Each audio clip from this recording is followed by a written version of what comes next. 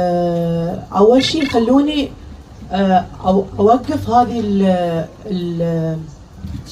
الجدال اللي صاير بالنسبة للمهرجان.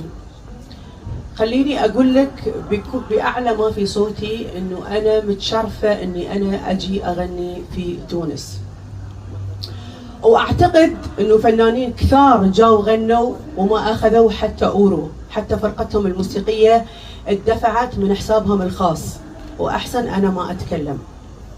خلوني أنا جاية بكل حب أغني لكم. موضوع الأستاذة هند، أول شيء أوجه لها أحلى تحية، إنسانة محترمة ومقدرة وما قصرت من يوم بدينا الحفل. أنا طلبت فقط الفرقة الموسيقية الخاصة فيني وحجم الفرقة الموسيقية اللي راح تشوفونها، والأستاذة هند ما قصرت ولا هي ولا كل طاقم مهرجان قرطاج. وأنا حتى في السوشيال ميديا شكرتهم، قلت لهم شكرا على هذا. أنا شاركت في كثير مهرجانات، أنا المطربة العربية الأولى اللي غنت في مسرح دولبي ثياتر في أمريكا، المسرح اللي يكرم العمالقة مطربين هوليود. أنا عارفة وين بغني، أنا مش أول مسرح أطلع أغني فيه، يمكن هي أول مسرح أطلع أغني فيه في بداياتي، بس أنا اليوم عندي تاريخ عميق. يمكن في كثير ما يعرفون أنا وين غنيت ولا أنا وش مجهودي. أنا معروف أحلام لما تغني إيش طلباتها.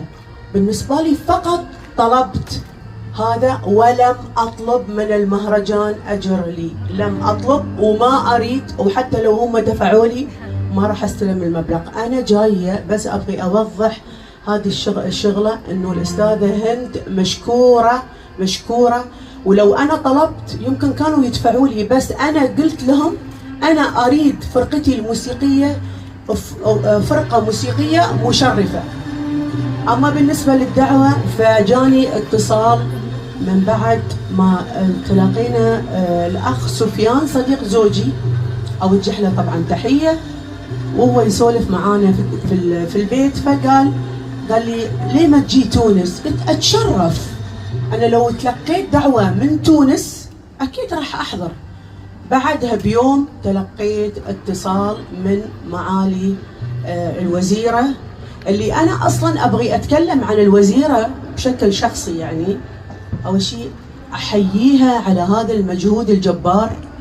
أنا طبعاً دائماً لما أجي أي مكان أدرس أشوف مين هي، فلقيتها أستاذة موسيقية، هي أول عازفة الكمانجة، هي قائدة أوركسترا، أول صاحبة أول فرقة نسائية موسيقية هذه، وهي غير أن هي عازفة. فأكيد راح يكون المهرجان بهذا الوهج وبهذا النجاح. يعني اللي يتابع المهرجانات راح يشوف أن قرطاج حقيقة، يمكن أقول لك بكل أمانة، يعتبر من أوائل المهرجانات الكبيرة اللي موجودة على مستوى العالم العربي. اليوم قرطاج أحييها وأشكرها، وهي اللي اتصلت فيني سلمت علي وقالت لي أحلام إحنا ودنا إنك تكونين معانا في المهرجان. وبعدين لو أنا طلبت فأتشرف وأتشرف وأتشرف.